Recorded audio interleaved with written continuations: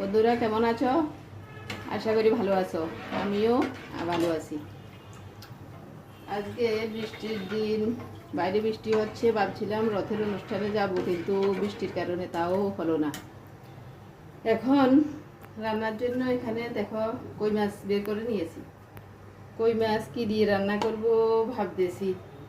এদিকে চিংড়ি মাছ নিয়েছি। চিংড়ি মাছ এখানে পেঁয়াজ কেটে নিয়েছি, পেঁয়াজ দিয়ে তো পেঁয়াজি করব।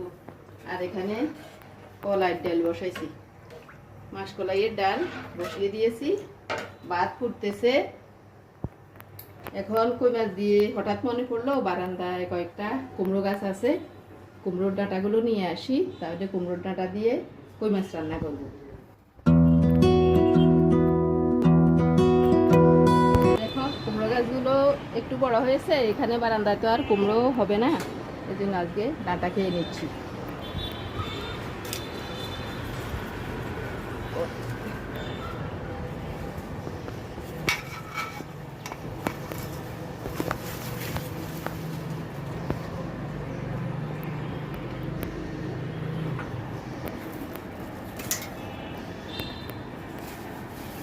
ডাঁটাগুলো কোন দিক থেকে কোন দিকে গেছে।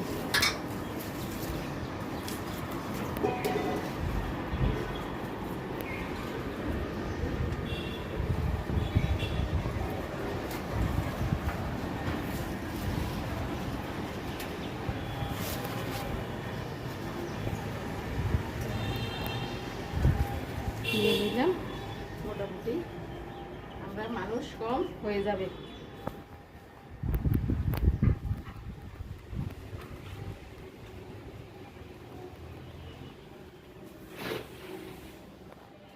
এবার শাকগুলো কেটে নেব, একটু শাক ভাজি করব আর ডাঁটা আলু দিয়ে মাছ দিয়ে রান্না করব। এগুলো কেটে নিয়েছি। এবার আরো কয়েকটা গোটা কুতে দিব, তারপরে আবার গাছ হবে, আবার খেতে পারবো।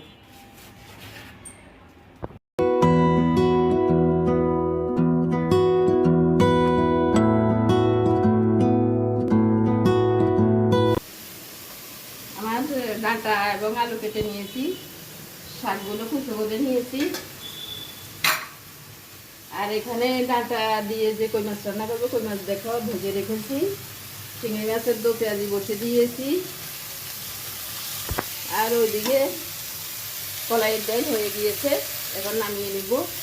বিলাতি ধনিয়া পাতা দিয়ে দিচ্ছি।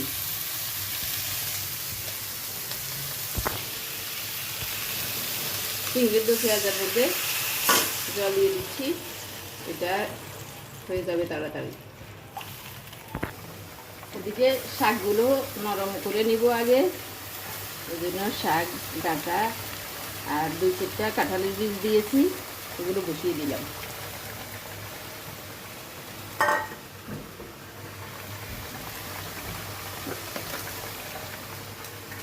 একটু লবণ, নিজের গাছের শাক, এটার আসলে মজাটাই আলাদা।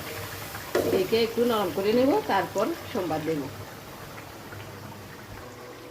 এদিকে চিংড়ির দো পেঁয়াজা হয়ে গেছে, এটা এখন নামিয়ে নিচ্ছি।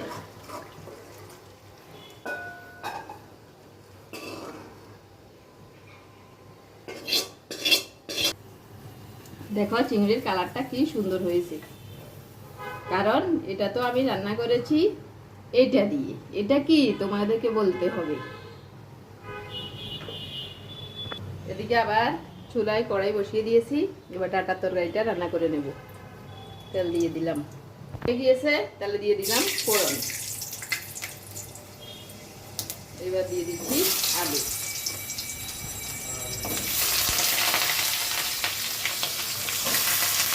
ডাঁটাগুলো দিয়ে দিলাম, দিয়ে দিচ্ছি পরিমাণ মতো লবণ, তবে দেখে দিব। ডাঁটা দিয়ে রান্না করলে তরকারির গুণাগুণ ঠিক থাকে। শাক নরম করে নিয়েছি, এবার শাকের তেল দিয়ে দিচ্ছি। দিয়ে দিলাম রসুন, দিয়ে দিচ্ছি পেঁয়াজ।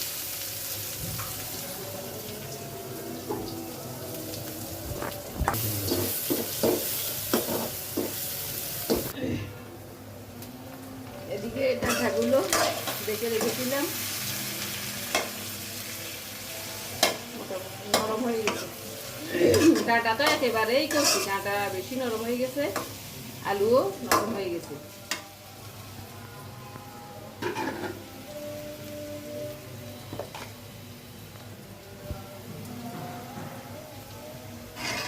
দিয়ে দিলাম, দিয়ে দিচ্ছি কিছু মরিচের গুঁড়া, দিয়ে দিচ্ছি একটু আদা বাটা, জিরা বাটা।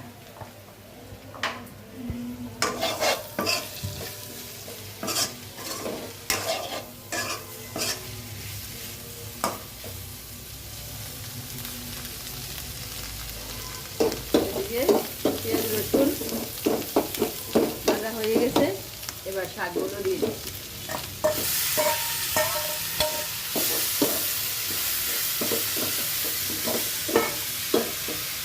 শাকও দিয়েছিলাম কতগুলো, দেখো কচি শাক তো একদম নরম হয়ে অল্প অল্প হয়ে গেছে।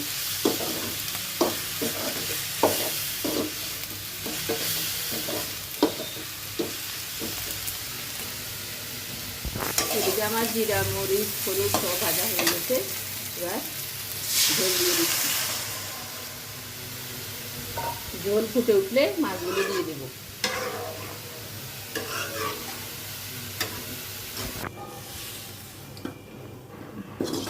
শাক হয়ে গেছে, নামিয়ে নিলাম।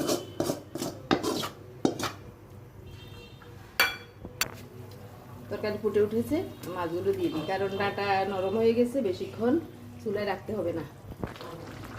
ডাঁটা কই মাছ হয়ে গেছে, নামিয়ে নেব।